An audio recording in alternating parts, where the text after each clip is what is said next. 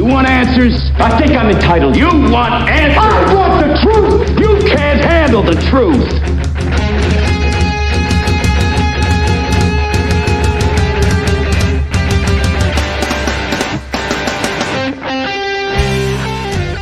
If the dude's coming in, he doesn't know he's fat. You have Snapchat winky I'm face. in Target in front of the women's yoga pants section, trying on yoga pants. I failed at a band. It's not their fault they were born women. There's 3 ways you get over on the indies. Congo threatened to punch me in the mouth. Don't lose. Brian Fury just put over a hot dog. Don't sell. But Bob sucked. Bob sucked. Swear. 150. I was like, get fucked. He also threatened to kill me and Joel. He's delusional. But was he? No, he's delusional. Like, he looked amazing. Worst wrestler ever. Fuck anybody who's not in New England. I just wanted to have orange and blue gear. Hey, put that cigarette out, Tarzan. Now, I don't know if you know this. I used to be a booker. The Fantastic Four. I never fucking heard of you once. We will be sure to deliver truth, justice, and the New England Pro Wrestling way. Hello, and thank you once again for joining us for another episode of Truth, Justice, and the New England Pro Wrestling Way. As always, I am Matt Spectro, a.k.a. Tarzan Taylor. I'm joined by my fellow host. He's a former Chaotic Wrestling Heavyweight Champion. He's the only man I celebrate an anniversary with, Julian Starr. Hello, ladies and gentlemen. Okay, I was confused at first what you meant by that, but now I understand. It's episode 29, the anniversary episode. It's also the day of our birthday. It is. It's a weird coincidence. I know.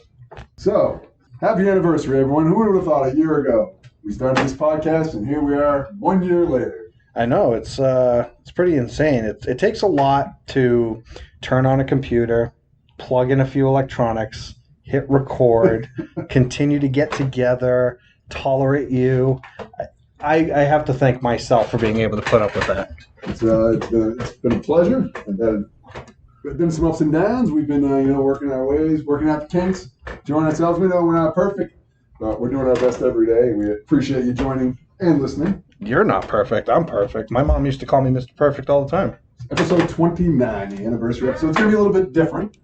We're not going to do the usual things. Before we get into anything, I just want to say this is we're not political or socially aware podcast. We talk wrestling, but I do want to wish everyone, hope you're doing safe, hope you're doing well, staying healthy. Keep your heads up. We're going to make it through it, everyone. Yeah, I mean, I think we're all pretty much aware of what's going on. Just show awareness and support, and hopefully we can get through this and move forward in a positive direction. Are you ready to start another year? I mean, somewhat. Sometimes I'm lazy. Sometimes I don't really feel like leaving my house, but that's no secret to anyone.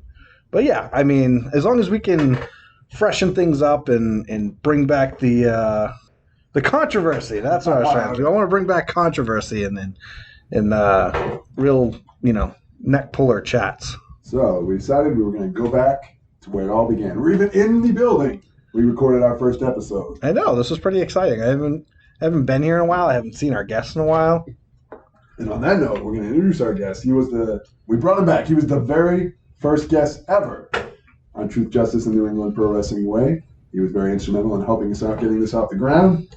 He's a former booker, former owner, former promoter for almost 2 decades. Ladies and gentlemen, Jamie Jamitkowski. I hope that when this airs, I'm going to hear the Eric Bischoff "I'm Back" music playing in the background for my entrance. Thank you so much for having me back. Well, that was quite a long intro. Well, you guys, I can't believe it's been a year. Congratulations, you guys. You outlasted. You've tossed every other New England wrestling podcast, over the top rope. You are the winners of the podcast rumble. You are the sole survivors of the New England Wrestling Podcast because, for the pops and let the chaos begin, I don't think those lasted as long as yours have. WPAN, they lasted for longer, but they're done. And if there are other ones, they really don't matter to me because I don't know. Are there any other ones? I think there is. New England based? I don't know. I don't know if the New Age Insiders. Didn't Ref Tony? No, New Age Insiders. They got tossed. That was a big upset. Does Ref Tony Stevens still have one? Didn't he have one for a while? I don't know if Tony still has one too. Remember the other announcer, Simon Gregory, he had one, but he's been like out of New England probably for 5 years now. Yeah. Took our competition by the throat. We squeezed them. Yeah, no, I don't know of any Awesome. podcasts. Congratulations, fellas. Thanks, man. No. And the WPAN isn't fully gone. Let's be frank. What do you mean? Every now and again, they like to pop up with some new content or some video thing on Facebook. They're not gone. They're just Let it go, let it go. We're going to cover a lot of things. We're going to cover what's happened in the last year. We're going to cover some of the guests, look back fondly at some of the memories, talk about what's happened to you, talk about also leaving the wrestling business. Yes. So since we last spoke, you had left the wrestling business completely. You were only doing your podcast. That was your only involvement in professional wrestling. With that gone, Yeah. do you have any involvement anymore in professional wrestling in 2020? Zero. Absolutely none. No, and it's funny you brought up the podcast, and one of the things I was talk about, I think all three of us have pretty much, because Julian, you don't do commentary for Chaotic Wrestling anymore, do you? nope, got fired. Oh, what happened? Well, I don't know. They just they gave my spot to someone else. It was Pat Matthews. Oh, okay. Well, but technically he was there first, so he Yes. kind of returned. That was actually the bit. So I didn't actually get fired. What happened was long story short, Pat came back. Pat had some free time. He really missed it. Wanted to go back. I'm lazy. I like to be home. And Chase wanted to kind of use him for a couple shows, and I said, just give him my time, give him my spot full time because Sure. I just don't care to be on shows anymore. So I guess all three of us, we've all kind of stepped away. And again, Julian, before you went back to commentate, we've all stepped away for periods of time. I've now been gone. I'm going on like 2.5 years now, I think, ish, somewhere in there. And yeah, it's so weird. I think once you leave, it gives you perspective. Some of the things we'll talk about today. I don't know if it's indicative of the entire wrestling industry, just the indies, just New England indies, or just Chaotic in the little bubble around it. But I will say, I'm definitely more relaxed and happier not being around anymore. And I don't mean that to come off as I'm bitter. 18 years, as you said, Tarzan, close to 2 decades. I had a ball. I really, looking back, I enjoyed the time I had it. I enjoyed what we did. I enjoyed what we accomplished. That being said, looking back, I don't necessarily like what I used to call Chaotic Jamie. Because it was different. I was different there. And looking back, I think we've all talked about this privately and in chats and all that stuff. I keep talking about getting that perspective. The stuff that would infuriate you. The stuff that you'd get upset about. The stuff that that would crush you. When you look back, you're why? Why did that person bother me so much? Why did I let that event get to me so much? Because in my everyday life, I wouldn't react that way. But there's just something about the industry that causes that. And I'm convinced, because that's all I do now is I just sit around and I think. I think a big part of it is the core tenet of wrestling, right, is taking something that's inherently fake and making it seem real, right? That's what we want to do. We want to take all this fake stuff, right? Fake actions, fake characters, fake storylines, fake everything, and pass it off as real. And I think when you are in it on a daily basis, owning a promotion, owning a school, wrestling, booking, whatever our roles were, I honestly think that there's something in our brain that it no longer allows us to see that clear line. Here I am 2 years later. If you say to me, oh, there are riots in Boston, why doesn't the Justice League go break it up? Because you're well, because they're fake and this is real. I understand the difference between real and fake. Yeah. But when you're in it, all of a sudden your mind gets mushy, and that line between real and fake blurs. And I think that's what I've liked the most about not being a part of it anymore, is not feeding into that false drama and all that false stuff that goes on in wrestling. So that's my opening statement. I think part of it is a lot of things you can look back and say I accomplished. If you're Tom Brady, you can say I accomplished winning 6 Super Bowls. If you're Wayne Gretzky, you can say I accomplished scoring the most goals in history. I don't know if he has some. Yeah, sure. Wrestling, a lot of things aren't real accomplishments sometimes. Mm-hmm. People get that closet jokes. There are some real accomplishments, your personality, your feud, sold tickets, sold the building. Sure. But you're not really winning a championship. You're not necessarily. Mm-hmm. So sometimes I think some people let that get in their head a little bit too much, and it almost stops you from evolving as a person. Another blurred line is in wrestling, I think causes a lot of the mental angst and confusion, is the line between athletics and acting. Again, a bit of perspective I've gotten since I've been gone. For wrestlers, I think so many wrestlers will be more successful, and the ones who I think are successful are the ones who realize they are actors who have athletic ability. I think a lot of people who get into wrestling are athletic and love the wrestling portion of it, the performance portion of it. But like you said, Tarzan, if you're a football phenom, right, more than likely you're going to get your opportunity because when you're Pop Warner, you're really good. That's going to get noticed. And you kind of move up that chain because you're that good. In acting, you can be the best actor in the world. But if you don't get hooked in with the right agent, if you don't find the right auditions, you could actually be the best actor in the world sitting on your couch at home, never having won an Oscar. Wrestling is more like acting. You could be the best, I'm using air quotes, wrestler in the world. But if you don't find the right track to get there, you could be sitting on your couch. And that's what a lot of people miss. You know, and you talk about accomplishments, Tarzan. Yeah. Tom Brady won Super Bowls because his team was better than the other team, right? You could be a heavyweight champion and be the worst person on the roster if you're friends with the promoter, if you happen to be able to do something funny, there are a million ways you can be a champion and still not be the best. So again, it's all that stuff that lines get blurred in wrestling at every level. Yeah. Yeah, you make a good point, because there's been a lot of popular athletes that didn't really accomplish anything. We're older, so if you look back to like Brian Bosworth, people knew who that guy was. Right. What did he play? 3 seasons in the NFL? Yeah, something like that. Yeah. Never won a Super Bowl. But that's rare. Like most of the guys you know in real sports are guys that won the Super Bowl, were the MVP, set records. So there is a lot to that. We're going to get into the anniversary episode a little bit in a minute and go over everything that's happened. But how do we all feel about this being really our only involvement in pro wrestling at this point? I'm okay with it at this point. It's like I consistently hear from students and certain people and stuff that want me to kind of go back to wrestling. I appreciate that, but I stepped away on my own terms because I'm just done with it. I don't know. There's something in my head, and the way I've explained this before is like a lot of times when I feel passionate about something or love something, I like to put my all into it, and I lost my love for professional wrestling in that way. I still like it. I still watch it. I just don't love it like I used to. And so I'm okay with just this being it. I mean, I hardly watch wrestling anymore. I think I watch AEW on Wednesdays, but other than that, like, wrestling's not a big thing in my life anymore. And that's another thing I think people fear coming to their head is like, I've been a wrestling fan my whole life. I can't just let it go. You know what I mean? I think people have trouble coping with that. Right. It's like, I've been a wrestling fan my whole life. I can't turn my back on it. Like, if I do, what is my life?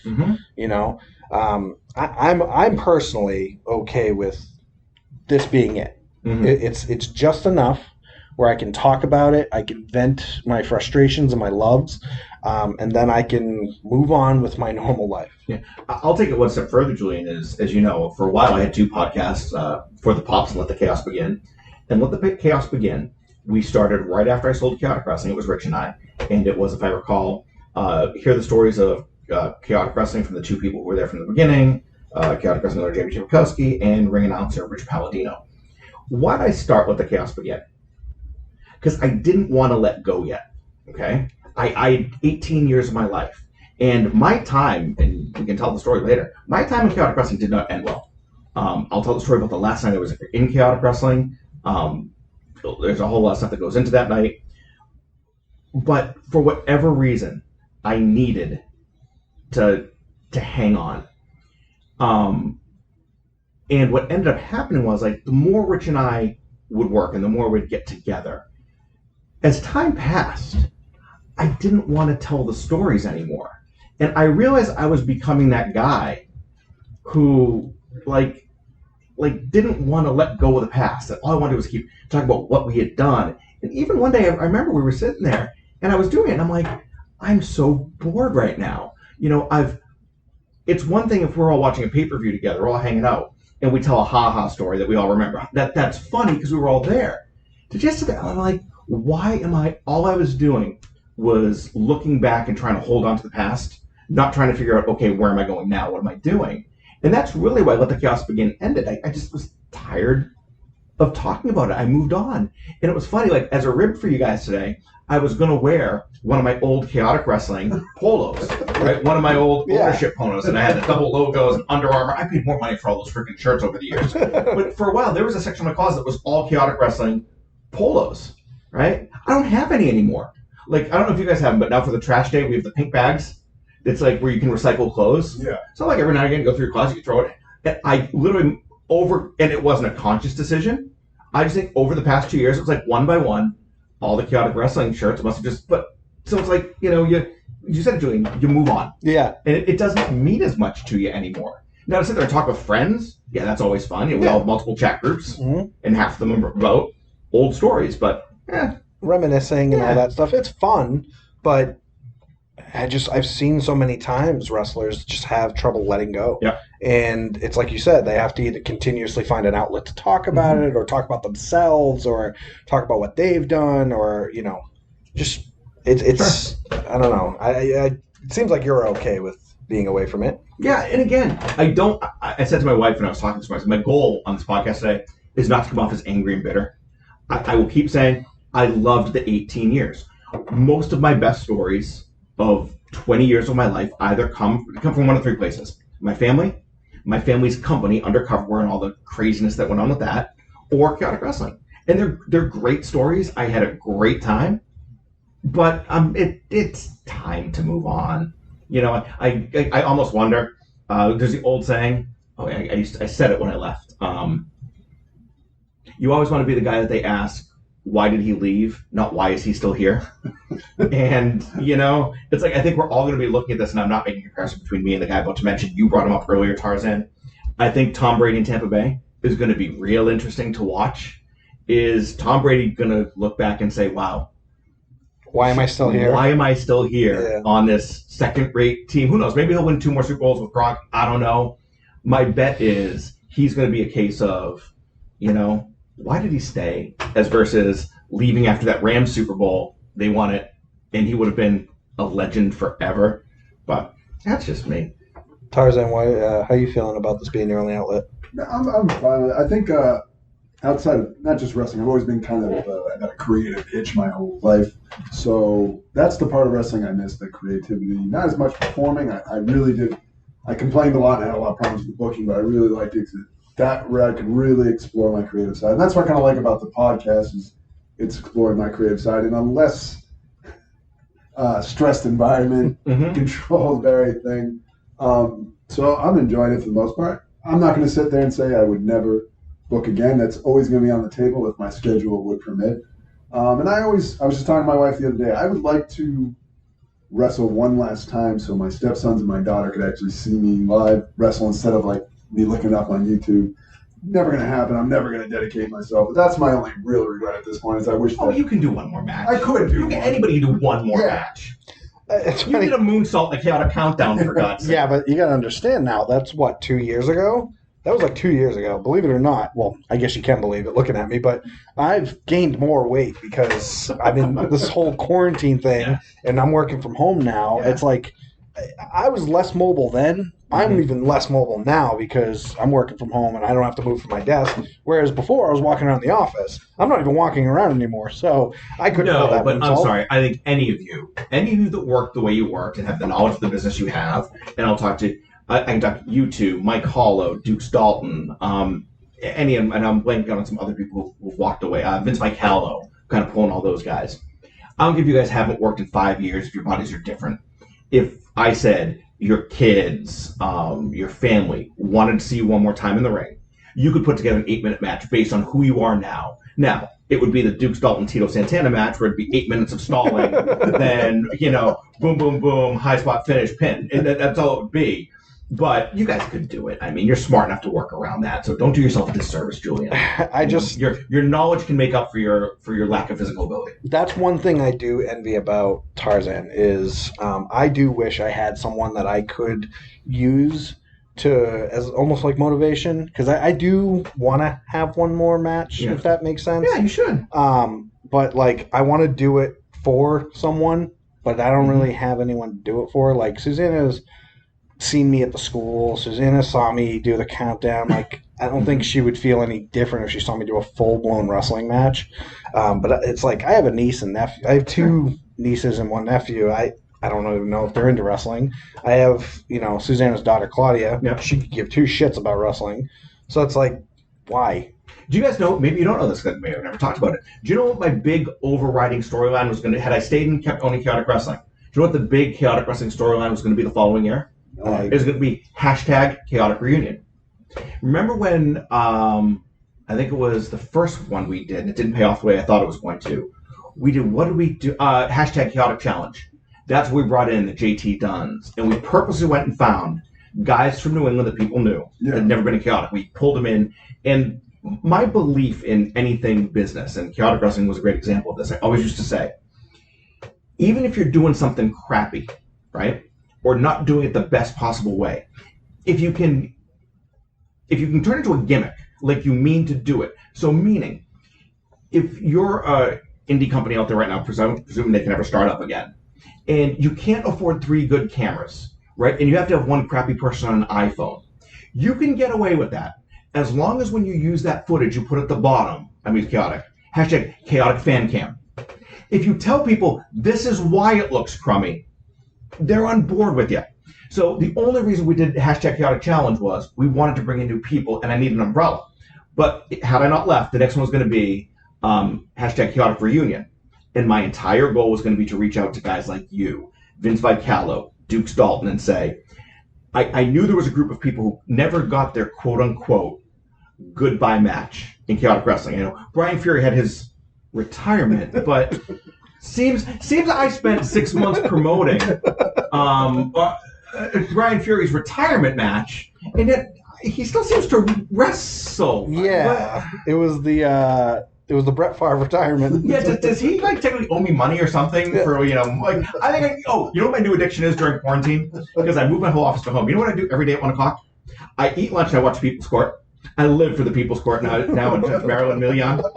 I love it because it does 2 things. It's endlessly entertaining. I like her, and every time I watch, I'm like, okay, at least I'm not those people. I haven't hit the depths. But I should take Brian Fury on the People's Court and sue him for money that he owes me for his false retirement and everything I spent on posters and all that crap. But it's not like you lost money on him faking a retirement. No, I'm just sometimes I love it when they ask in the People's Court, so you hear from money or out of principle? It's a principle. Okay, you win, but you don't get. But that would have been the whole thing. Is all the people who didn't have their last match. Yeah, bring them all in, and then it's funny. I think Ring of Honor was going to do the exact idea I had, but it got canceled, which was going to be do it for a few months, then do one blow-off show with current roster guys against old school roster guys. I thought I heard something about that's what we wanted to do. Yeah. That's what we wanted to do.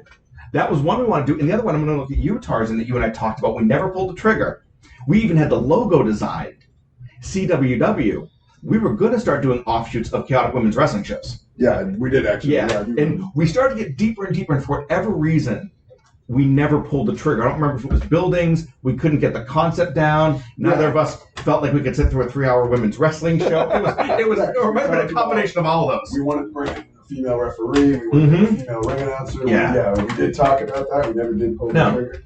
And listening to some of your other guests, Sheldon, I think back, and I can't wait to get to that one because, dudes, you know how I said I'm much calmer now? Yeah. I think it's funny. Something happened in a chat group that we're all in earlier this week.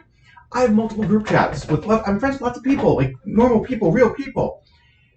Julian made a comment to me in jest earlier this week, and I flew off the handle at him. And all of a sudden he's like, dude, I was joking. I'm like, you're an a-hole. And I'm like, it all came back to me. I'm like, what is it about the wrestling group that triggers that in you? Yeah. Where all of a sudden, for whatever reason, whether it was my ego, whether it was something, I'm like, I fell right back into it. And it wasn't until you said something like, hey, I was just playing a gimmick, where it was like, you hit me, and I'm like, dude, stop. And I said to you, I love you. I love you, Jeff.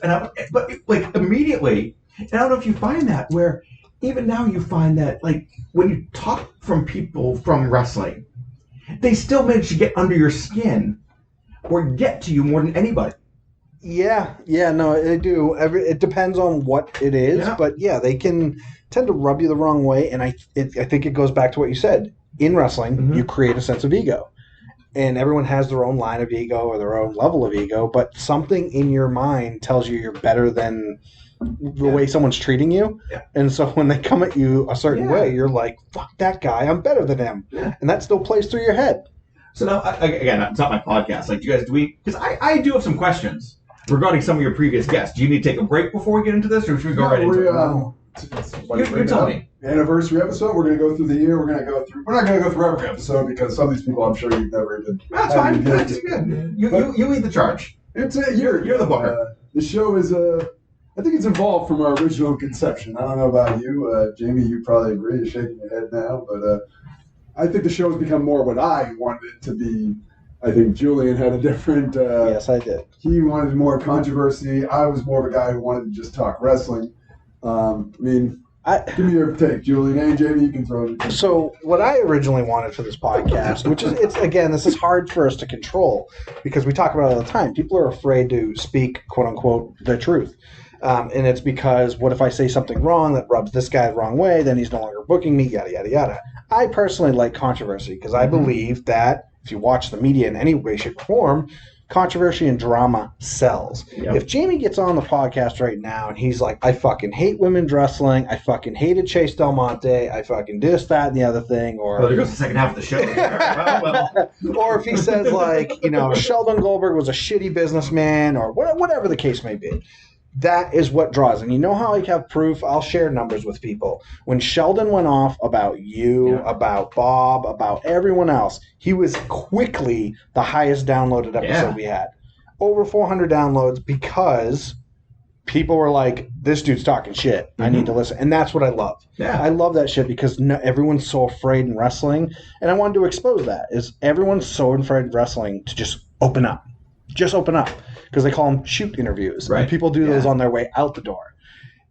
And it's one of those things where, like, I've always been, you're truthful with your feelings everywhere else in the world. Why can't you be that way in wrestling? Why can't we work on the same show and you'd be like, Julian, I'm not a fan of yours because I think you're egotistical. I think you think highly of yourself. I think you're an asshole. Yeah. Fair enough. We don't have to be friends, but we'll work professionally in the why can't you have this realism of where we all stand, you know? Well, you bring up a good point, then we'll talk about Sheldon in a minute. you actually pissed me off on one episode. And I don't remember who the guest was, and what I did was I told you guys, I've been so funny with you guys where I said, I need a week's notice because I need to do some research.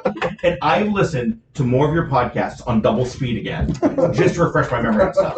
But I couldn't find which one it was. You told a story about licenses in New Hampshire. Yes. And I wanted to put my fist, because I was podcasting my car a lot. Yeah. I wanted to put my fist through my window. Okay. Because you infuriated me. Because you have the unmitigated gall to say, well, we started to run dairy in Littleton, and we had to get licenses. And I quote, a lot of the boys were really pissed that Jamie made them pay $25 for a license because, it's his business. He should do it. Let me ask you a question. Yes. Okay, getting back to it, and again, this gets back to what I talked about. Blurred lines, and you just hit it, that we react differently in wrestling than we would in the real world. Yes. If I said to either of you, you're working your regular job, and I said to you, hey, I can probably get you a $1,000 bonus over the course of this year, that there's a special project you can do for an extra $1,000 this year, but I need you to get this license for $25. You would all be like, oh yeah, sure, of course I'll do that. Well, Chaotic Wrestling used to run 20 plus shows a year. Most people, the average out is about $50 a show. That's $1,000. And you're calling me out for saying to everybody, hey, in order to work for us in this state, I need you to pay $25. Now, forgive me. Because you made the comment, well, a lot of these people, that $25, that's their gas money to and from. Not my fault. Not my fault, getting back to what Max Smashmaster said. Not my fault you want to be a pro wrestler and you're not smart enough to have a regular job and afford because it's a hobby, okay? If you can't afford your hobby, don't bitch at me about some of the costs that go along with your hobby. Then what further infuriated me about that comment is you're complaining about people who won't spend $25, right? To work for the one company that consistently ran for 18 years. You and I, Tarzan, now I flip to you. We sent out our schedule to everybody. How often, Tarzan, did you and I have to have our costs were out of control on shows? Because we'd send out all the dates. Yeah. Everybody would hold them. Yeah. We didn't have room for them, but we hadn't established the rule yet of, over time we established the rule of, hold these dates, Tarzan will let you know about a month before whether or not we're definitely going to need you. If we're not going to need you, take another booking. At the time, people assumed, if I'm on the sheet, I'm booked that night. So we used to pay people. So like literally, you just throw people out there as managers, commentators, because we had to pay them, right? So it wasn't like I was Ebenezer Scrooge or Scrooge McDuck keeping my pennies. But yeah, to offer people an opportunity, and for you to call me out on that, you're like, yeah, I think Jane was right. Go F yourself. Because now do the math. 30 roster members times 25. What does that do? I make no profit on that show. Why? For a license that's not even for me. It's for you guys. You could have used with other people. Not my fault. Other promoters couldn't run New Hampshire. I was livid. Almost put my fist through the window that day. They could use that license to work other shows not for you and get more. Exactly. Yeah. So, and here's where, and it's good that you brought that up because I'll just tell you from a wrestler standpoint. The way we look at it is like this. It's no secret. You've shared it before. You are taken care of. You have money. Yes. So the way they thought of it is like this. My shoot job, when they were getting me certified and I need licensing and all that, they were like, go get this done. Give me the receipt. I'll reimburse you. That's how people thought of it. I'm a worker. I'm working for your business. You have money. You should pay for my license if you want me to work on your show. That's how people viewed it. But and like anything, as I get older, I am on the side of a million other businesses where everyone's always like, shovel out all this money and shovel out all this stuff. And I'm like, okay, why don't you run a business and then relate to that and see if you can just shovel out money and then not get your return investment. And you're right. They could take that license. They could use it elsewhere. As a wrestler at the time, I can tell you I was hot about it. I'm like, this guy's going to pay me $25 or $50. Did you say words to me? What's that? Did you say words to me? No, of course anybody. Not one of them. No. You know what? Do you know how many big people quit over that? Nobody. You know what we did? We got your damn licenses. Yeah, and we bitched behind your back. Good, because that's professional, and that's good. And that's what I don't miss about the wrestling industry, is that whole duplicitousness. Yeah. Duplicity.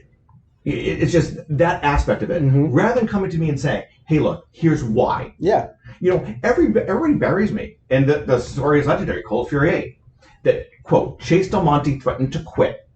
And so I put the belt on him. Yes. No. That's the rhetoric. No. What happened was Chase pulled me aside. We were up. Remember we used to have access to the upstairs at the PAV? Yeah. Yes. He pulled me upstairs and we had to sit down. And it was long before a show. Chase did not come to me and say, if you don't put the belt on me, I'm going to quit. Chase did not threaten. Chase did not whine. He laid out an argument to me. And he said, look, I've been your most over babyface. At the time on that show, we were going back and forth on what we wanted to do. So it wasn't like we had been building Ric Flair or Al for 6-8 months. That it was clear. Like when you did the Sherman thing with the Sure Thing show. The Sure Thing show. It was obvious that the payoff was going to be he was going to win a big match. Yeah. It wasn't like that. We were kind of figuring out what we wanted to do. And what happened was Chase came to me and said, you know, you should have faith in me. Now, did Chase say, but I got to tell you, if after all these years, you don't have that faith in me, at this point where I'm your most over babyface, or I've been your most over babyface, then I have to question why I would want to keep working here. Because his viewpoint was, you're literally telling me at the peak of where I am, I'm still not good enough to be there. I might want to go someplace where I am and where I'll be appreciated. So it wasn't him, and I'm sure he did talk about me behind my back, great. But at least he came to me with a logical business argument. None of you idiots did that with the $25. Yeah. How well do you guys know me? If anybody had come to me and said, look, I love working your shows. Look, if you had come to me, I love working your shows. I do ring crew. I drive your ring truck. I do this. I do that. I got to tell you, it's really tight right now. And the $25 is going to put me out. How many people did I ever say, despite my reputation, sorry, I hit the bricks? Never. No, I would have been like, I can tell you what it was. All right, tell you what. I'll pay for your license. Don't say anything to anybody else because I'm not doing it for everybody. But that's what I would have said. I know me. And that's what ticks me off is nobody said a word to me. It's $25. Then all the asshats go to Denny's after the show and probably pay $30 for a crappy Grand Slam with double bacon. But here's the thing, and this is probably not 100% your fault, though.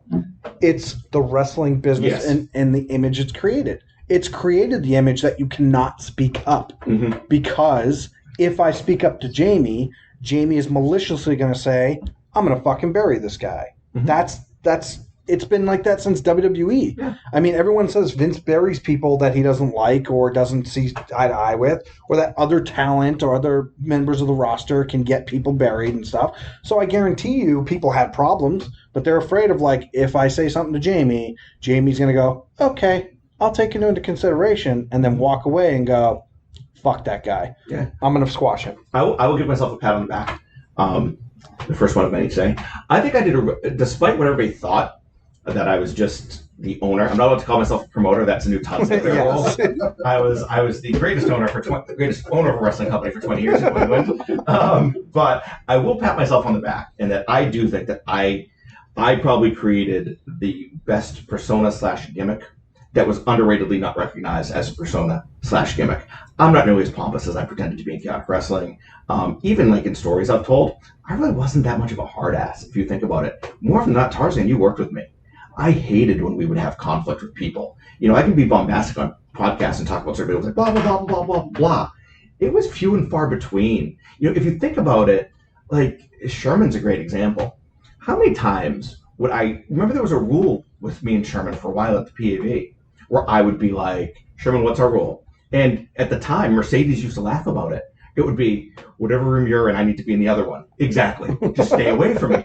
That being said, I've always liked Mark Sherman. I think Sherman's like one of the most, like, real guys to talk to. Like, I can talk to Sherman for hours and text. Like, when the whole quarantine started, he and I texted for like 2 hours about what movies and movie series I like Mark Sherman. But there, I had to be angry Jamie who let Mark Sherman get on his nerves at all times.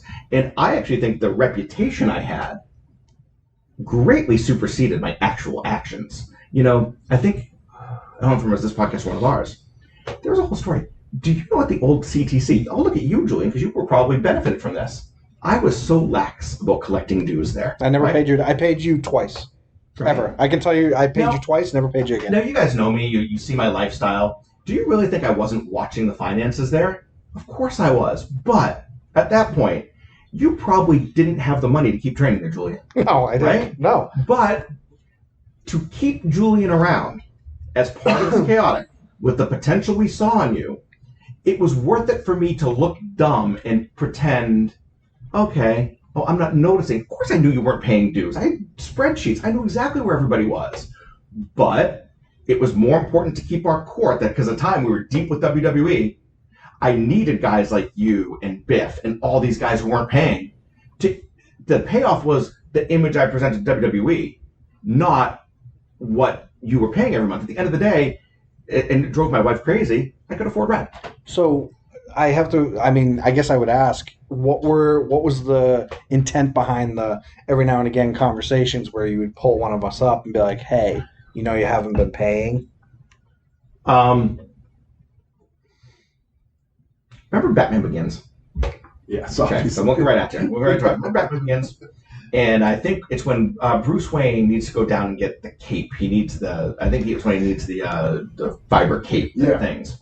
And Lucius Fox looks at him and he says something to the effect of, Master Bruce, not Master Bruce, he says, Mr. Wayne, you don't have to tell me what you do at night, but don't pretend that I'm an idiot. Yeah. Okay? That's all that was, Julian. I just needed you guys to know, all right, hey, come up here. Hey, you have to pay dues well, you need to step up, you need to make a payment, you need to do this, you need to do that.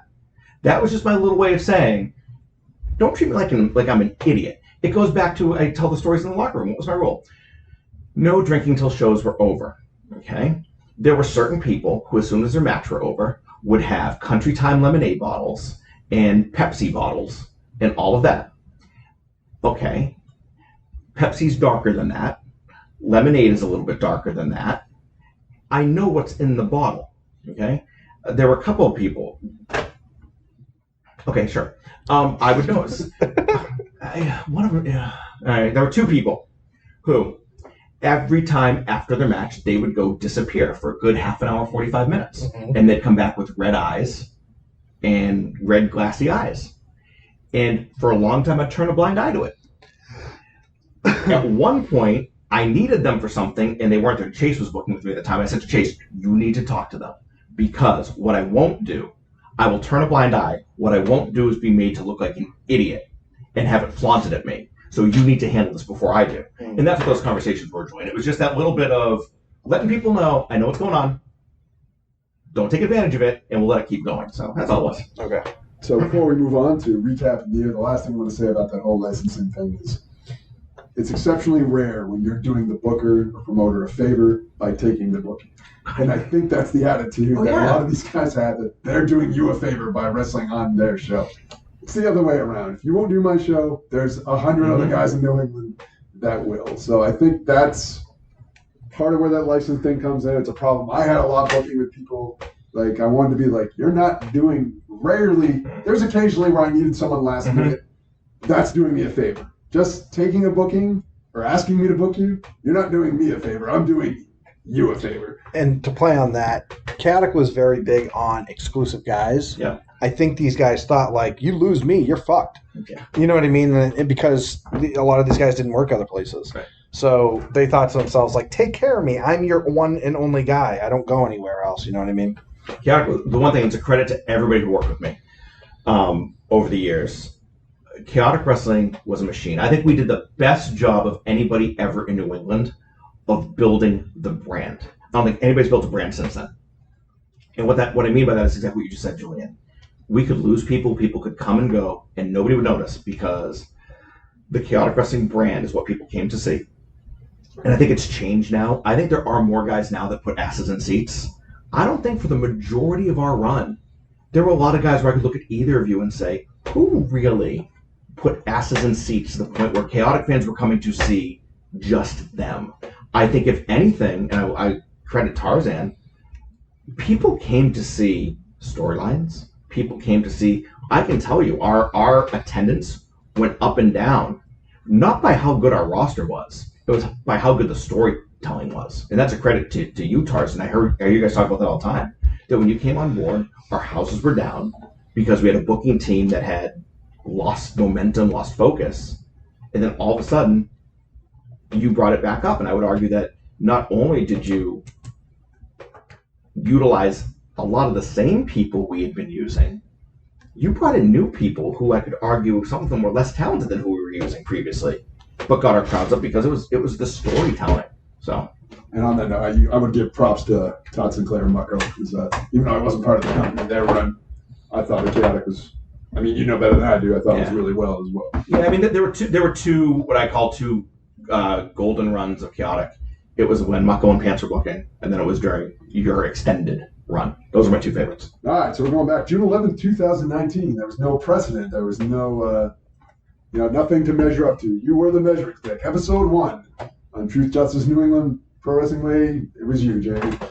Have any regrets or anything you would have done differently, or how do you think the show's evolved since then to now? I should have charged Julian. You should have paid me $25 for the book. What I should have done. Because you're working for me? Yeah, exactly. I should have got. I don't even remember it. I got to be honest. Like I said, I was so messed up. I look back at it now, it's kind of sloppy audio-wise. Yeah, it was all... We say yeah a lot to almost everything we say. I think we've shown great improvement since then. Oh, I think your podcast is entertaining now. It's not what you say in your intro, and you guys started to touch on that.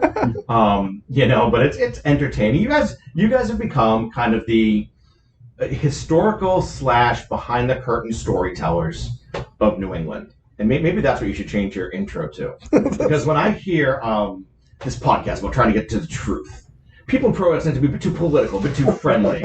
Well, Truth, Just the New England Pro Wrestling Way is looking to break that mold. As far as I sit down with various guests, discussing multiple topics, but trying to gain the point of the truth. What exactly is the point of the truth, Julian? That's a lot of prepositions in one phrase. Okay, we will dig, we will probe, no matter how uncomfortable we become. We'll be sure to deliver truth, just the New England Pro Wrestling Way. Is it though? Because wait, let me ask you a question. So, Ava Everett and Davey N. Yep. Wow, Okay. I was just going to go to that episode.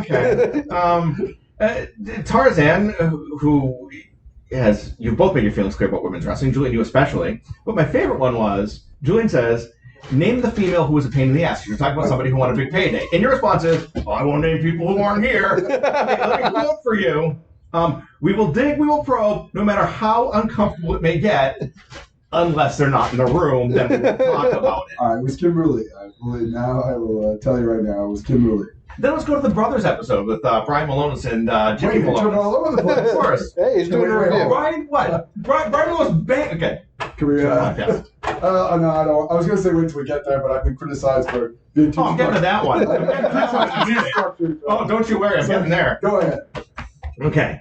Brian Malonis bangs out with, and I give him so much credit, bangs out with, hey, I want to clear the air on something. I was never your junior booker. Now, this started, I believe, when you were a guest on Let the Chaos Begin. I believe so. Yeah. Right? And you made a statement. Yeah. Here's my favorite part. I'm looking at Julie now because you're my friend in this situation. This knucklehead makes a statement about a time in Chaotic Wrestling when Jimmy Malonis was brought in. Yeah. Brian Malonis gets infuriated about it. Pissed. Okay? Then what happens next is you two go on the WPAN.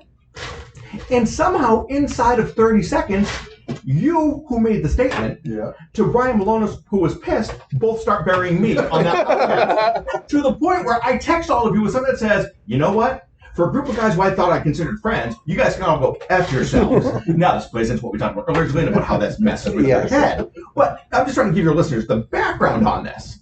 So now Malonis comes on your podcast and says, I was never your junior booker. Julian's response. The one who says every week, okay, dig pro, no matter how uncomfortable it gets, says, ew, I'm feeling the heat. Okay? Tarzan then jumps in and says, well, okay, I'll acquiesce. We were booking together and I did leave. Where's the rest of the story? You started it, and then you're like, all right, I give up. Then Malone says, well, you know, let's talk about World Fury 14. The one Chaotic Wrestling show that some people think that's when it started to fall apart. That's when everybody started to splinter. That's when they all started to hate each other. Tarzan's response, all right, that's what we're here for. Let's talk about brothers. What? You just left one of the biggest Chaotic Wrestling stories of all time on the table. The one Brian Malonis, and I guess I'm breaking the rule, Brian, I'm sorry. He and I made the rule, we'd never bring each other up on podcasts again. Because every time we did, we would get angry at each other. And I am probably 10 times more... I don't know if you guys know this. Brian Malonis is exactly 10 years and 2 weeks younger than I am. So we are, if you really listen to me and Brian, we're the exact same person. And we both have this habit of react first, think later. And when you're really good friends, because Brian and I are really good friends, when you have two friends who are both like that, when we blow up good. So again, I'm giving Brian credit.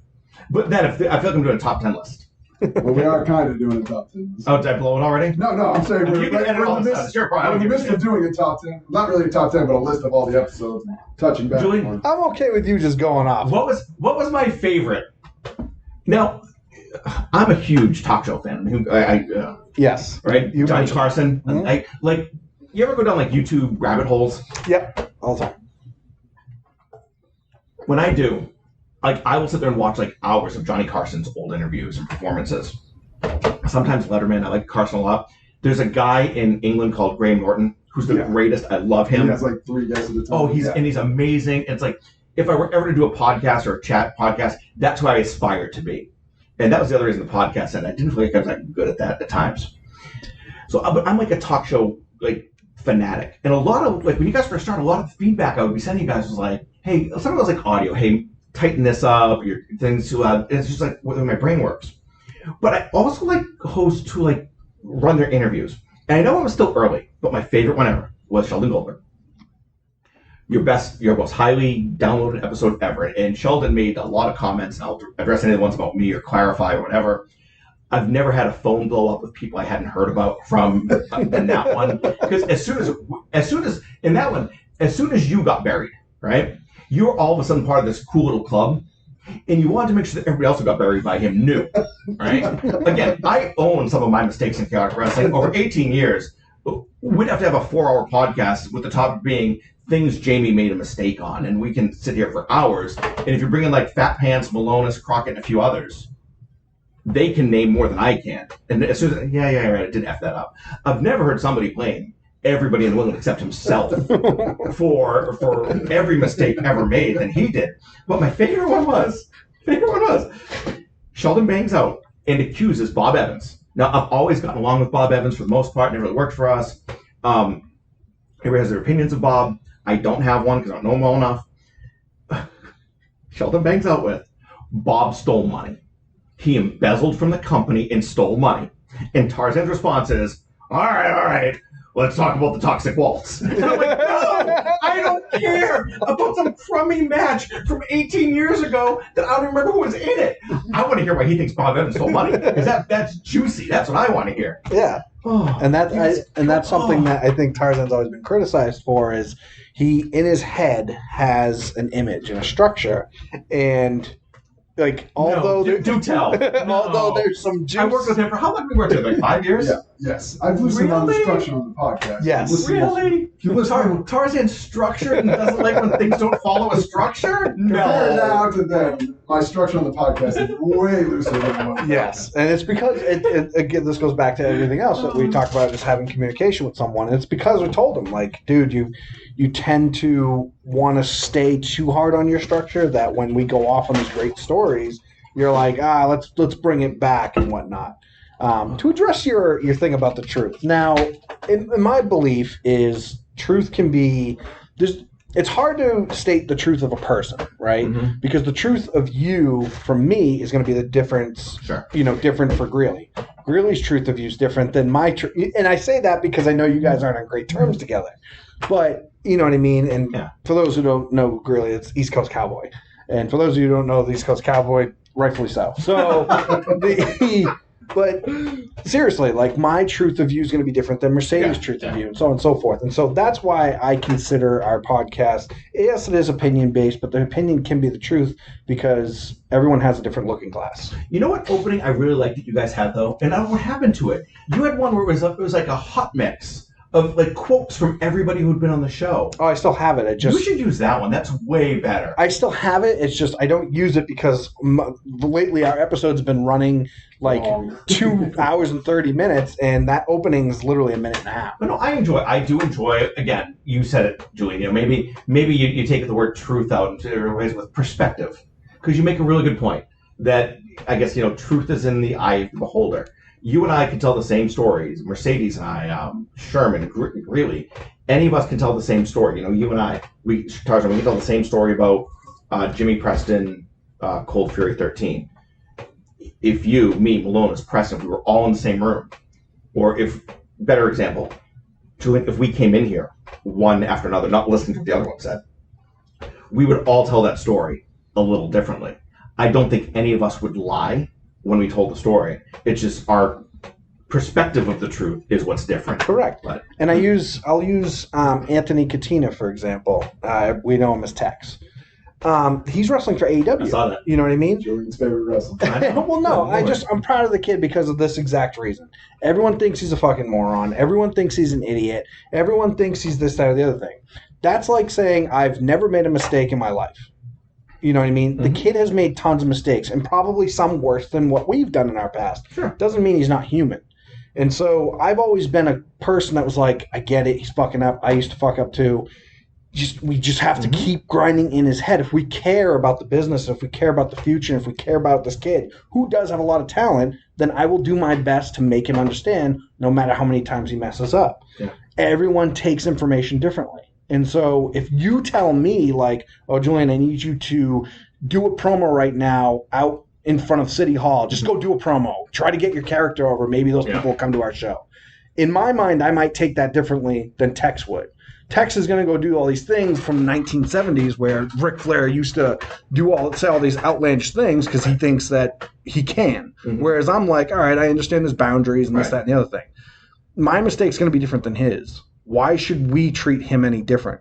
You know what I mean? And so and again, my truth of him is he was a young kid, very young, who was making dumb mistakes, who just needs help. But I've heard many of people who are like, fuck that kid. He's an idiot. He's never going to get it. He's never going to be successful because he doesn't get it.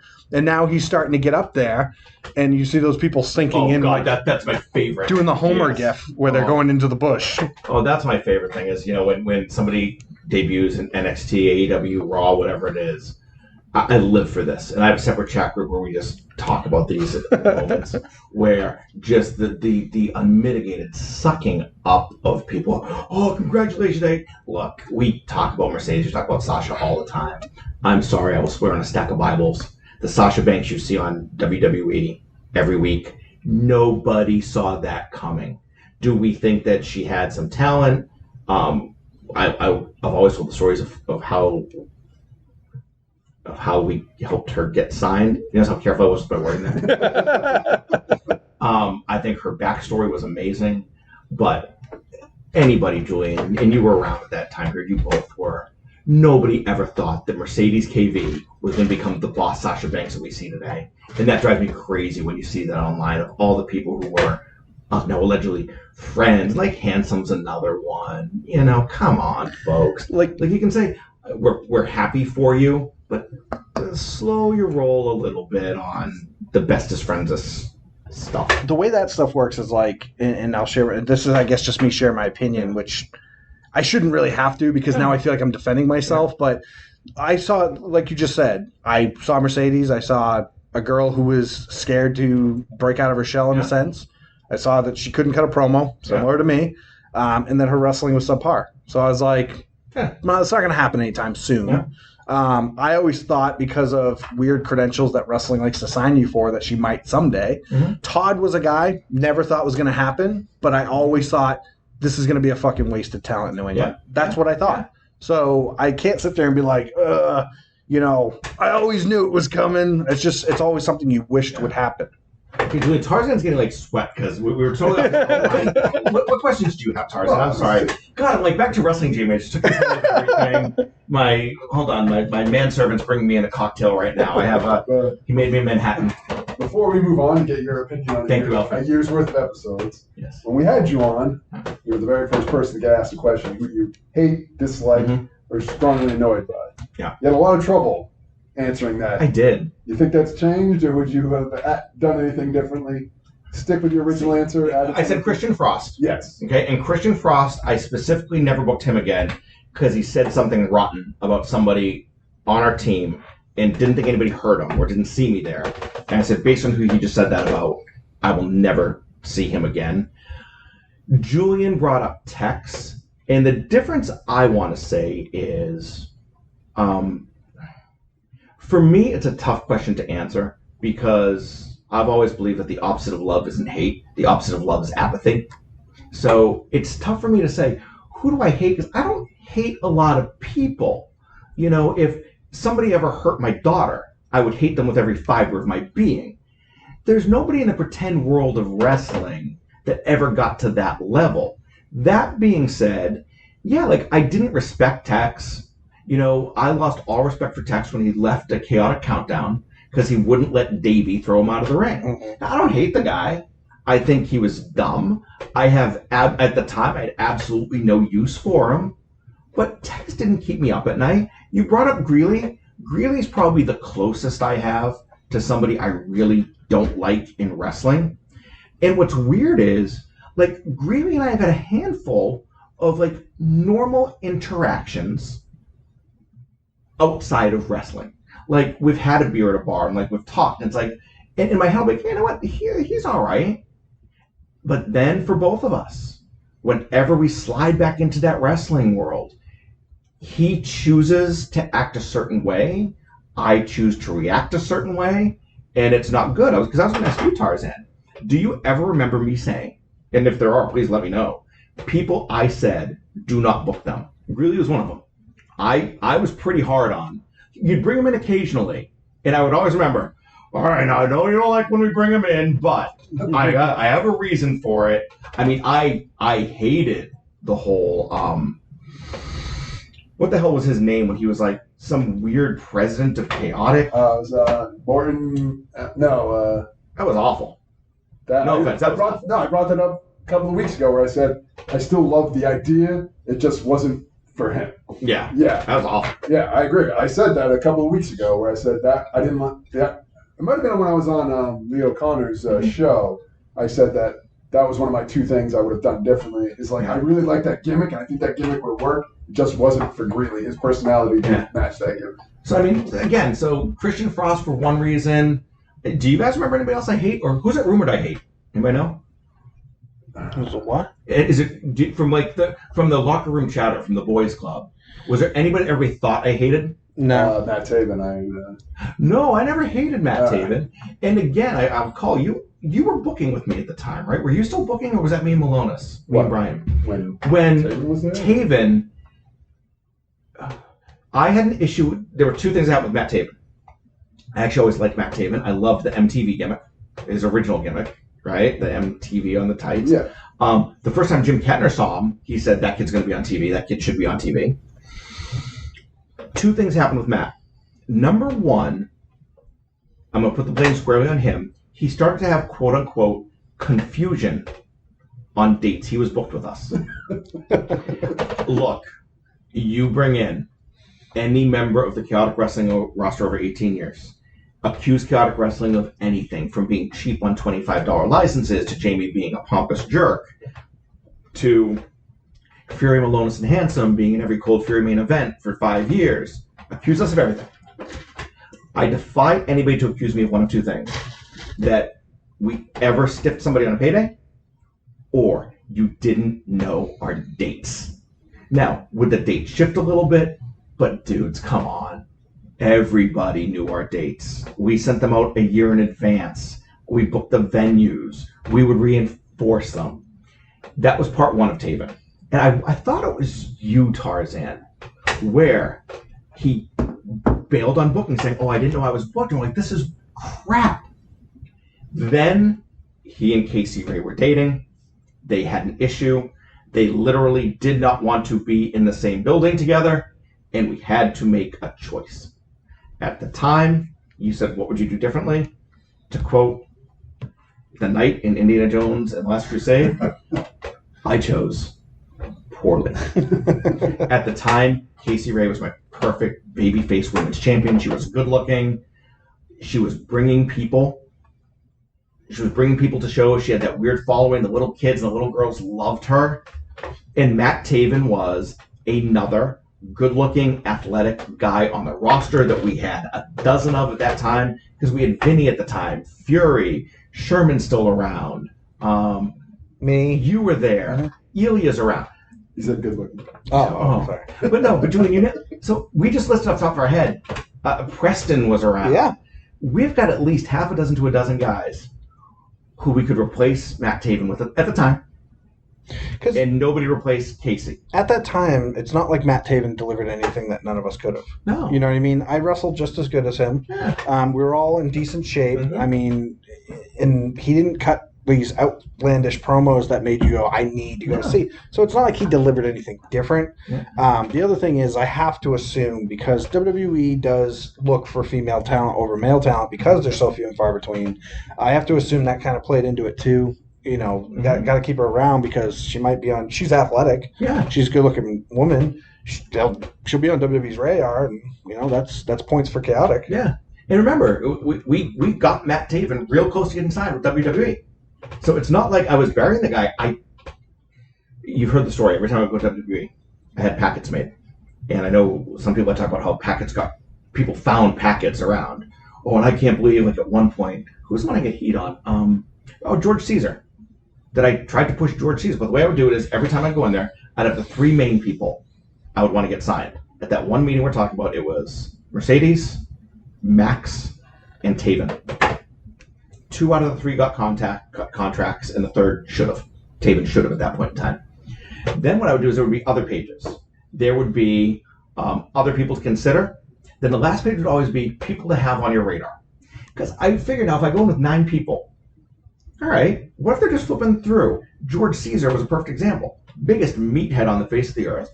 You know, what's Bobby Heenan's old thing? $100 body, 10-cent brain? Yes. Right? That was George Caesar. But you never know. If all they're looking for is ripped guys, and they're going to hire 6 ripped guys, I want one of the ripped guys to come from Chaotic. That was always my goal. Mm-hmm. So Taven, no, I was working for him. But then when the thing with him and Casey happened, now this stuff with him kind of being inconsistent on bookings, and say what you want, Casey Ray knew how to play the political game. Like, I remember on my birthday one year, she was a women's champion at the time. She spent the entire day posting on Facebook the women's belt in different places to wish me happy birthday. She did a whole setup with birthday candles and things with the belt in the middle. She had one of her nieces do it with yelling. That's just smart. That's just her reinforcing to the boss, hey, I like you, I like you, I like you. So in hindsight, probably, Matt Taven's a superstar on Ring of Honor and Casey Ray's a spirit. So it happens. But no, I don't dislike Taven. I didn't like the way he did business at that point in time. That was just a rumor at the time. No, never disliked him. Didn't like the way he did business. Rumor was, and maybe this is just in my own head, but you weren't a big fan of me. And a lot of it because, and I wanted to touch a base on this, is remember. Why are you saying past tense? I was not a fan of you. Because you love me now. But I wanted to touch base on this because you had talked about how Greeley, you said you had a personal conversation, you guys were fine, but then when wrestling got involved, it seemed to really pull you guys apart. And that's something that I think happens when you're in wrestling is there's 2 groups of people. There's the people who follow the rules and there's rebels. And I feel like when that's what happens is when Greeley gets inserted into wrestling, it's all right, now you have to march like this, do this, wear this. And Greeley's like, fuck that, you're not going to tell me what to do. That's how I've always had my mindset was when I went to wrestling and it was, well, you got to act this way, talk this way, you can't talk out of term. I was like, dude, it's fucking fake fighting. I'm going to do whatever the fuck I want. And so I feel like I always made mistakes, but my mistakes were based on dude, get the fuck over it because I don't care.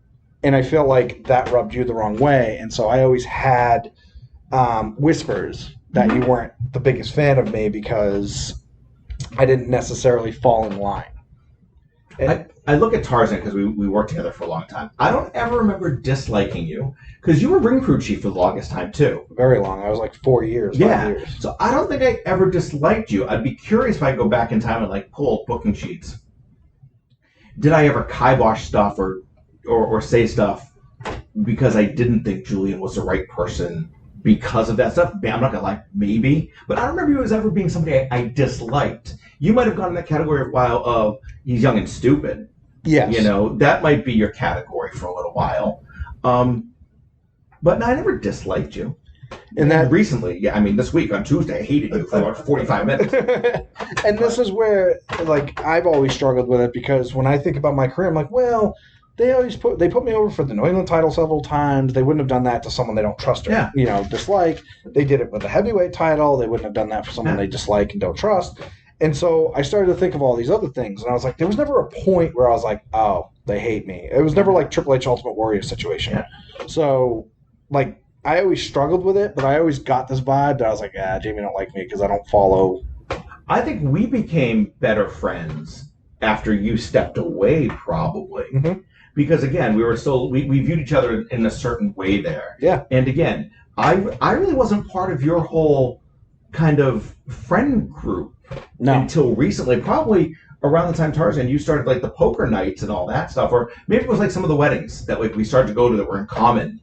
That I really, and now it's funny that your group, that group of friends, is now the one I probably am closest with since wrestling has ended. Yeah. And I talked earlier about me portraying a really good persona and gimmick for 18 years. I'm really not that pompous. I'm really not that much of a jerk. I'm actually kind of a nerd. When push comes to shove, no, believe it or not, before the quarantine, my average Saturday night was not the limo picking up Mam and I to bring us to the helicopter so we can fly to the Hamptons to have dinner with the Kardashians and then take the helicopter home. And meanwhile, my maid and my butler are making Nikki diamond soup for dinner.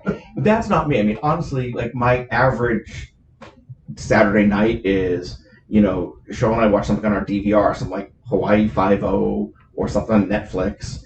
Then she goes to bed and I play Madden or Injustice Gods Among Us on PS4 till 1 a.m. That's what you know. So that kind of falls into it that, it's just that whole, like you said, your persona was and I love that you talk about this on your podcast all the time, that your biggest challenge in wrestling was you refuse to accept that you got to sell fake as real. Yes. And that held you back. And you talk about that you talk about it with Gorman, you talk about it all the time. And I think that's huge, being able to separate or be able to get in your head that it doesn't matter that Psycho wasn't really, locked up, but he got over because he embraced it, And that's the thing. Yeah, you got to be able to embrace everything. And that was my problem was I didn't have a gimmick. Like if you told me to all right, Julian, you're going to be a clown. Yeah. I would have been able to be like, all right, I'm going to be a clown because it's a gimmick. But when I realized, when Malonis told me, you don't have to have a gimmick. Mm-hmm. Julian Starr can just be you. Just be you. Just turn it up. But you couldn't. Exactly. Right. Because, and you know me as a normal person, a lot of times, as we said in our group chats, I don't give a shit about much. Nothing gets me jazzed up. I don't care. I don't share. I have opinions, but I'm unless I'm asked, I'm I don't care. And I'm not a physical, let me fight you type person. So when I get put in these spots where I got to talk about a promo about fake fighting you, Jamie, I'm it just in my head, I'm none of this is actually happening. I don't know. I couldn't separate that. All right, so what else do you have? Because there's one thing I want. We actually had because and I'm trying to get. Well, we had 10 or 12 people ask questions on Facebook that we should get to, and so what I'll do is I'll run. I printed it. Well, for the sake of bringing them, I'll go print them. I'll hand them to you guys. Yeah. What else do you want to cover before we get there? On that note, we're going to take a break. Good. All right. When we come back, we're going to recap some of the more favorable episodes of our podcast, as well as questions as Jamie had, as well as Jamie has a few questions for us. Yes. And we're going to do a little bit of twist on the New England trivia. All this and more when we come back on Truth, Justice, and the New England Pro Wrestling Way.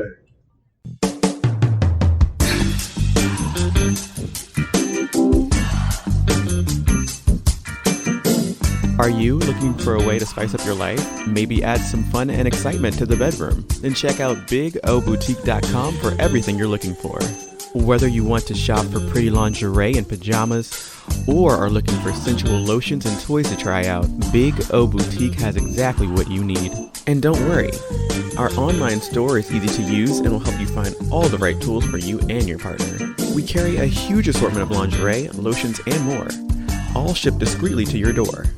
As a special offer for the Pops listeners, enter code POPS at checkout to save 10% on your order. That's POPS to save 10%. So go to BigOBoutique.com today. That's BigOBoutique.com.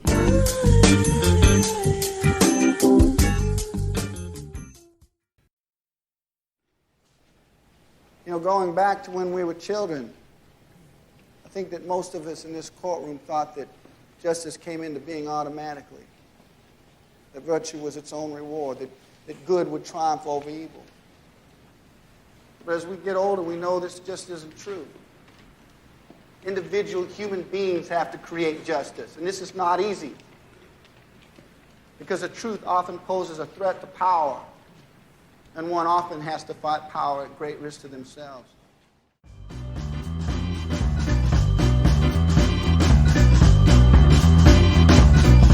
And we're back, and hopefully have the technical problems figured out. I apologize if there was something going on there. That's weird. I boned it. I'm sorry. Yep, this shit didn't happen to Sheldon, not Steve Perkins. Jamitkowski shows up again. Let's F him over. I see how this is. It's curse room. Remember what I talked about earlier, though?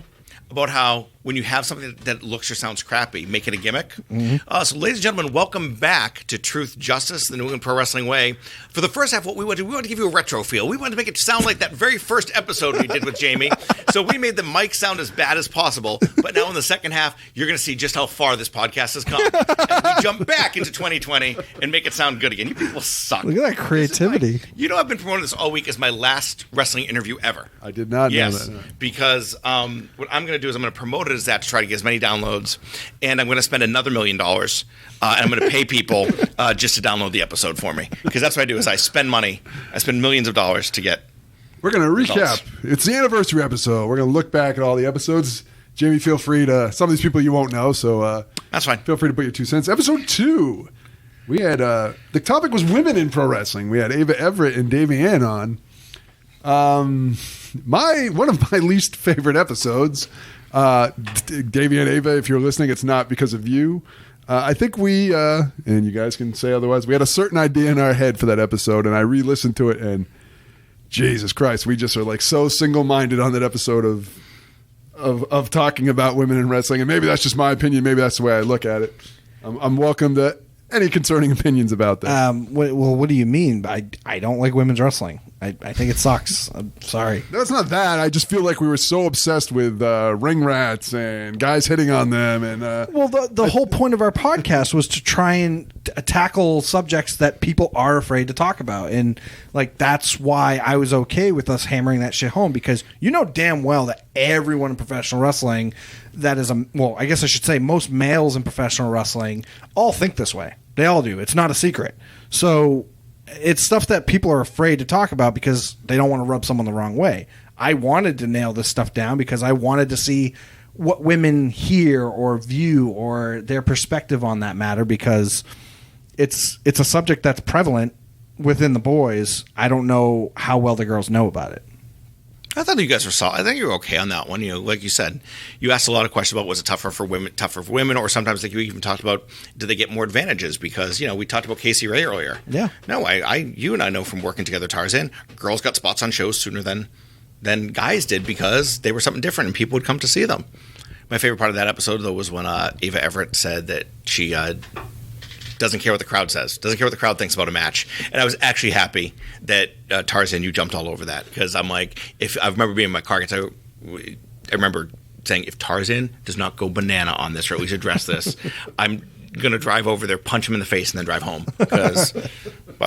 Yeah, it's insane. And well, the question that was presented to me that made me really think about it was my wife said, well, you only seem to ask sexual questions when there are girls on. So you're going to ask me a sexual question? Do people hit on me? But what sexual question did we ask? We didn't ask if they slept with anyone. No, we asked about girls being whores, about girls getting in the business to get a boyfriend. We asked about guys hitting on them. We asked about creepy fans. Well, because it's a thing. It's a thing. I mean, I'm sorry, but there's a group of women out there that have passed through the world of wrestling who have created this stigma for them. And so we're going to ask it. It's no secret, guys in the business cheat on their wives, cheat on their girlfriends, sleep with other people, chase down women. I never did any of this. I was so boring. But you know what I mean? Like, it's no secret. It's been this way for years. That's not something that's going to make people be like, whoa, wait, what? Well, I'll just say to the girls, you have an open invitation to come back, and we're going to do things better when Episode 3, we had Scotty Slade, your former podcast partner. Yeah. We talked about smaller guys in the world of wrestling. Yes, you did. No. I mean, what do you want me to say? Slade is Slade, I think one of the questions we get asked later, I don't remember did you talk about Cold Fury 13 with him? No, we did. And I figure we're going to go right to that question right now. Yeah.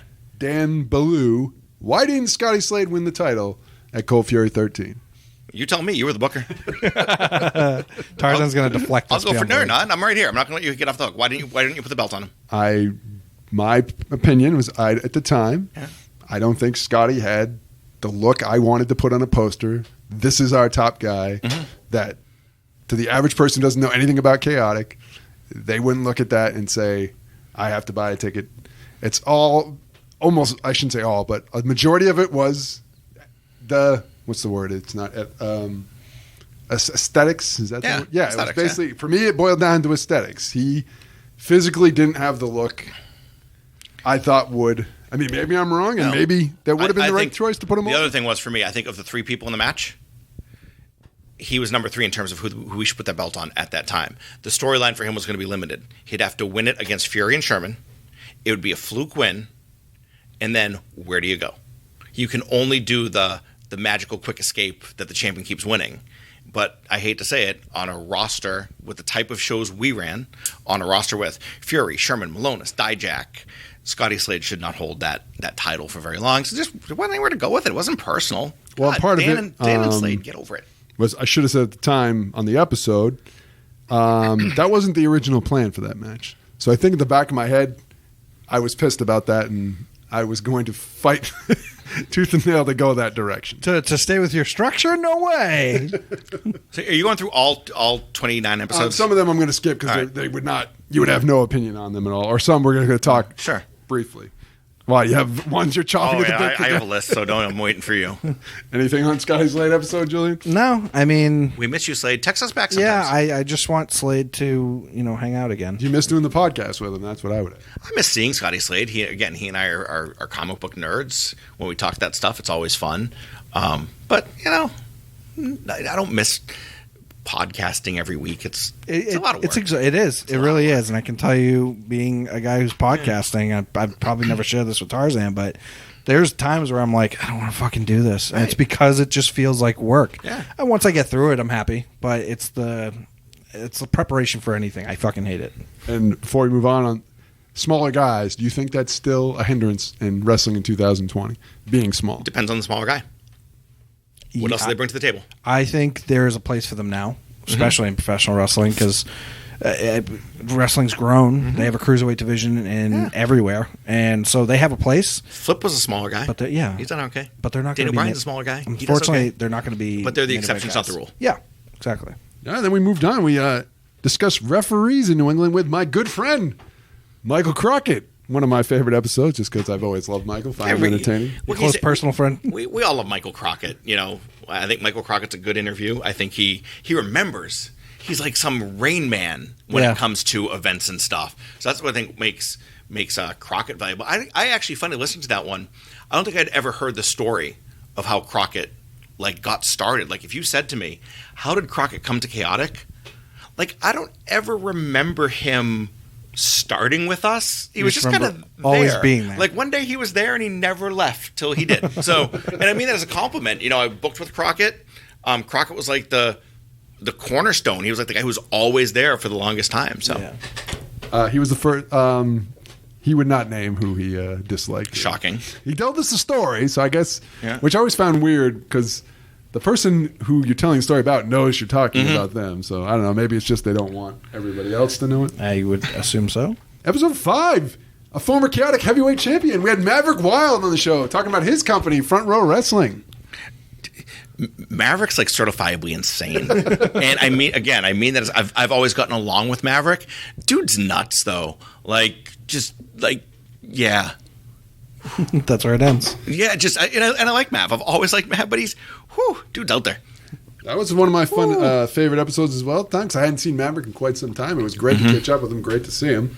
He had said that you're a cheap bastard and you should have paid for the. Yeah, well, whatever. Like I said, Mav and I always got along. I don't remember him saying that. I didn't re-listen to that episode this week. I think it was more of off the cuff in jest. Knowing Maverick the way I know him. I can also tell you, Maverick made a joke about something on Facebook once, and he made a joke. Maybe it was a cheap joke or something. And within minutes of him posting it, he sent me a private message saying, "Hey, hope you know when I make these comments, I'm just joking about you and Chaotic." I'm like, "Oh God, dude, please." So no, Maverick's always been a good guy. Yeah. Like I said, crazy, but great guy. Episode 6. This is the one you've been waiting for. Our most popular episode ever. Our most downloaded episode ever. The owner of NECW, New England Championship Wrestling, one Sheldon Goldberg. Where I'd say your name came up more than any other episode on that one. Yeah, I know. See, here's the problem. For years, okay, I always thought Sheldon was just an inconsequential doofus. Okay? No, really, when I spoke earlier about, and I'm not going to say I mean that as a compliment, I really mean what I said earlier. Opposite of love isn't hate, the opposite of love is apathy. I didn't care what Sheldon did or what NECW did. He was so inconsequential, and that promotion was so inconsequential to me in Chaotic Wrestling, it made no difference to me. I literally did not care what he did. He apparently was obsessed with us, though. And I would hear that from Handsome. I would hear that from guys who worked his show, and they'd come back to me. He was obsessed.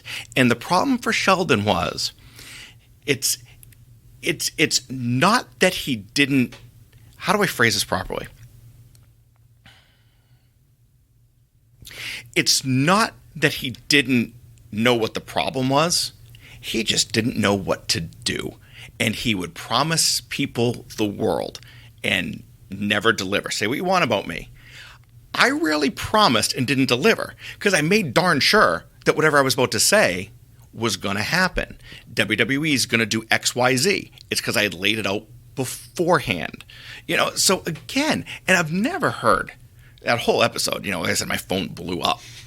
Dude, Sheldon, here's my message to you as mature adults. Take some responsibility. It's okay. It's okay to admit that you made a mistake and something didn't go right. I have a laundry list of them. But the one that got me was when he went off, again, torch me all you want. Great. It's good. It's good for podcasts. Torch George Carroll. Great. Who doesn't like to torch George Carroll? No, George is a friend of mine. He torched Bob Evans. Again, I don't know Bob. Great, something happened there. He torched the Storms because of the way they did it. He torched some guy I'd never heard of, the Money Mark guy. Oh, yeah. Right? Yeah. I can't Something remember. with an R. I can't Whatever, remember. sure. I apologize Right? for not remembering. You know which one got me? Was when he decided he's going to torch Nikki Rocks because she went and worked another show. And then when he ever uttered the phrase that WWE had told him that she was going to get signed and that he would be given notice. Look, don't pee on my leg and tell me it's raining, okay? That is the biggest load of hoo-ha I've ever heard. You know how I know that? I got people signed. You know what WWE never did? So let us know your storylines and we'll work out. No, you know what you do? You find out the date. You figure out what the last show before it is. You have Mike Crockett make a slide with the WWE logo, and that's what you do. Because you know what? We're Chaotic Wrestling and we're professional. And it wasn't about me. It was never about my ego. It was about building the brand, unlike him. For Sheldon, it sounds like it was all about Sheldon. He wanted to be something. Sorry. Now, let's talk about budgets. Okay, I did not spend $1 million in the first, what do you say, the first year of Chaotic Wrestling? He said it was, yeah. Okay, seriously, that is literally, do you know, and I'm going to make a comparison here and I'll jump back. Do you remember when, I don't know if it was you, we did something where if somebody could beat Fury, they would get money. Yeah, they get $10,000. Right. Yeah, I actually competed in that. Yeah. I have a promo online for that. They had to beat him in 10 minutes, Right, wasn't but I don't think it was 10,000. No, it was just a bounty. No, there wasn't an amount. Do you know, and Gorman's going to kill me. Do you know Gorman and I, we talked at length about what the dollar amount should be in the case. Yeah. Because if we had said it's $1 million bounty, nobody's going to believe two knuckleheads at the PAV are wrestling for $1 million. Yeah. $1,000, I want to say it was $5,000. Because Gorman and I came around to $5,000 for anybody who knows Chaotic. It's enough that it's worth something, but not too much that it's unrealistic. We had to really get to that number to figure out what's going to sound right and what's realistic. Sheldon's statement about the $1 million, that's somebody who doesn't know what $1 million is. Because that number is outrageous. Do some math. Just do basic math and tell me, how can I spend $1 million in year one on what? Go back and watch tapes. Okay? We were renting a ring from Ali Muhammad at the time. Okay? You could probably figure out from anybody who was renting rings back then, what did a ring rental cost? You saw the size of our roster. Even with our stupid bloated contracts, do some math. We had TV at 1 a.m. on, was it WUNI? Worcester, Boston, the old Spanish station, right? Yeah, we had, right? How much do you, again, it just screams to me of lack of knowledge that, great, you know, if he wanted to make me sound like a rich douche, I can tell you how to do it. What you come out and you say is, well, yeah, his family was loaded, mommy and daddy, he had an open trust fund, right? So he used mommy and daddy's money to run Chaotic Wrestling. And I heard in the first year and a half, he probably blew between $100,000 and $200,000. That's reasonable. Now you can do the math and say, all right, wow, that all works. I can see that, blah, blah, blah. But to say $1 million, no, that's just, and then I love when he said, he used a phrase something to the effect of, you know, I heard from inside sources or something like that, or on a good authority. Yes. Who? Who? He brought up... who? Tell me who. He brought up your former partner. But Randy Miller? Yeah, but I don't know if that's who he was referring to. No, Randy Miller legit hated him. Okay? I don't care. But no, nobody knows what Randy Miller spent. Nobody knows what I spent. I know my tax returns, but it was not $1 million. Well, I have two follow-ups on that. Mm-hmm. He said he was inconsequential, yet you had a bulletin board with his company trying to put it out of business. Do you really try and put inconsequential people out of business? He started off, well, again, we were less consequential than he was when we started. Okay. You know, it was him, WWA, Primal, and I forgot, it was NWA New England. Okay. Those are the four. Yeah. They were established. We were nothing. We were nobody. So, again, what's your goal? Our goal was to be the top company in New England. Those are the top four. We need to be better than all of them. We'll cross them off one by one. After that, though, so now, great. For first 3 years, yeah, I cared. After that, no. You know, Julian infuriates me on this podcast when you talk about, oh, I remember, and I'd see NECW with their big screen. I'd be like, oh, that's where I want to be. That's the show. Really? Was it? It was the. Because let me ask you a question. Who came out of there? I'll challenge you guys with the question. Okay? Name for me, for all the heat I take, name me one other wrestling company owner or promoter who worked harder to get people out of his own company and promotion to the next level than I did. Name it. Name anybody. Can't. No. I have often said, any other school in the country that I knew of, or I would say New England, any other school in New England, when Mike Hollow was there and I was there, if WWE came in and said, we have one contract and we'll give it to anybody you want, we would have been the only school that would have given it to our best student, not have the trainer take it himself. We were the only ones who were actively working with WWE Talent Relations. We didn't make a penny off of WWE Talent Relations. We made our money when people got signed and we could say, look who came out of here. We built a buzz. So I'm not going to sit here and make it sound like I'm all altruistic that I was doing it for the better good of everybody. No. I had a reason for doing it, but the hell with that. We were the only ones pushing to get people out of here. Everybody else was all about themselves. Did WWE tell you that they were going to give you a heads up about Nikki Rocks and? No, no. The best I got, and I'm being truthful. And there were always dates. They would get signed. Yeah. They could keep working for a little while. Yeah. We would highly encourage that person to only work for Chaotic because we don't want them to pick up a stupid injury or something like that. Yeah. We would find out then they would have a reporting date. And I would always send the note that would say, hey, we have our show on this night and we're going to announce they're leaving. We never went on early to say these people were signed. Our fans always found out on the night they left with the same slide Crockett made every time.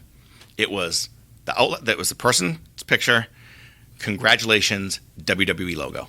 And that was for all of them. We did the same way every time. But no, we never got, no. Well, we'd appreciate if you would keep the belt on so-and-so. No. Now, no.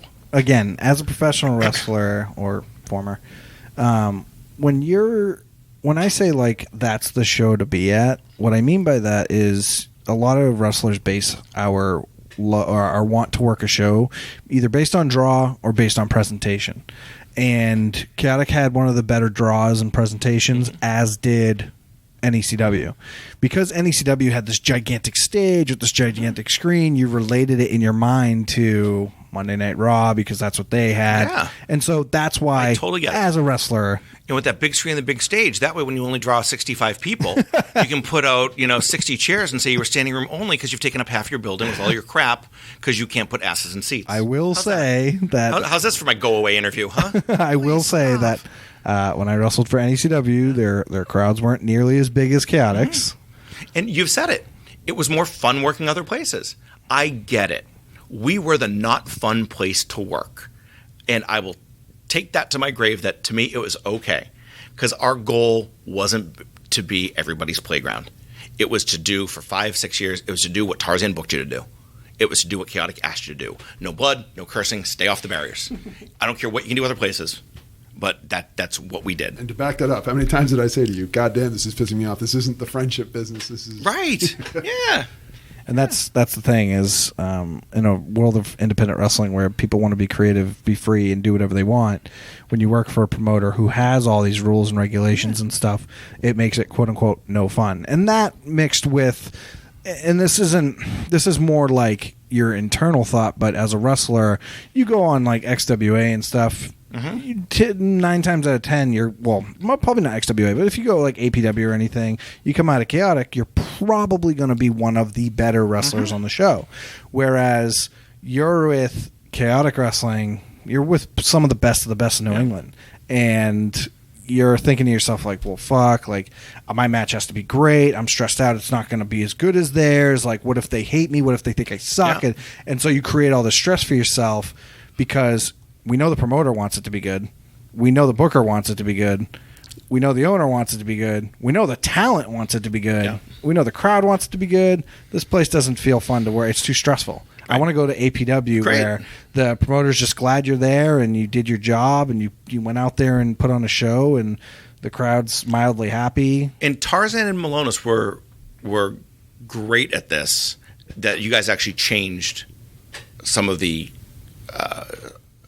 about Chaotic, where you guys are the ones who talked me into letting guys work other places more, that if it wasn't a conflict. Because I think you guys helped point out to me, Tarzan, again, this is credit to you and Malonis. You, Malonis, and Crockett are probably the three who kind of were able to get me to understand, you know what, Jamie? You don't have to fight all of them. You know, to quote Adult, you don't have to swing at every pitch. You know, if somebody wants to go work, like NWE and Fire was up in Maine, right? Yeah. And for a while that would piss me off. And you guys were like, what do you care? It's not affecting you. And you guys helped give me that perspective. You know, Crockett put one of the messages on Facebook. We talk about WFA as a rival that's most talked about. Think about that. We talk about Bradley, who was only around for, 5 years doing it? I didn't think it was that. Right? I think it was only like 3. Yeah, I mean, that was a bigger competition than Sheldon, who allegedly was around for the 18. I mean, I guess if you run 2 shows a year and you want to count yourself as a consistent, whatever, man. That you do you. I'll quote my wife, you do you. But, you know, Crockett said, what about the others who ran in opposition, like in Lowell? Collision Pro at the Y. That just bothered me that they got the YMCA. And then remember they spray painted the building? We came back to the CTC and they had spray painted like CPW Collision Pro rules, Chaotic Sucks or something like that. The only one I can actively say was Crockett brought up VCW. In Bell Time ran at the Club Lafayette in Lowell. I remember on the same night against us. I remember this day. Oh, and that was a moment where it was don't poke the Chaotic Bear, because boy was I pissed. I think Louis Ortiz worked the show and he was gone for 5 years from us. You were hot about that. I was hot. And I think I blatant told everybody, you want to work the show? Great. You will never work another Chaotic show. You know, Big Time Wrestling ran in Lowell. Northeast Wrestling at Spinners, that bothered me. That one pissed me off because you felt betrayed. We had a 10-year relationship with the Spinners, and they turned on us. And I remember calling John Good, who was running at the time. I'm like, what are you doing to me? And to his credit, he said, I'm so sorry. I didn't realize you did shows like that. Like, he viewed us as the local group, not the bringing in names group. In hindsight, one of the reasons, I think I shared this with you guys last, one of the reasons I ended up leaving was the business was going that way. And who runs Big Time? No, not Big Time. Who's the other one that does all NEW, Northeast? NEW. Yeah. Michael Bryan? Michael Bryan, thank you. He has such a good system in place of doing those big shows in the stadiums. We tried. We just couldn't catch up to him. But, you know, so I never got – the only thing I would do is if people were running in Lowell, my only rule was I just made sure they had to play by the same rules we did. We had to have permits. You had to go in front of the board. You had to have cops. So if I saw a competitor running, would I call my guy at the licensing office and say, hey, I'm just curious. This guy's running. Does he have a license? Is he going to have a cop? Play by the same rules. So I definitely blew the whistle on people. All right, normally we never do this, but it's the anniversary show, so we didn't want to cut it short. We wanted to hit everything. So we're going to pause it right now. And for the first time ever, we're going to do a 2-part episode of Truth, Justice, and the New England Pro Wrestling Way. I have to come back? Yeah. Oy. So, tune in again at the same bat time, same bat channel for part 2 of Jamie on the anniversary episode of Truth, Justice, and the New England Pro Wrestling Way.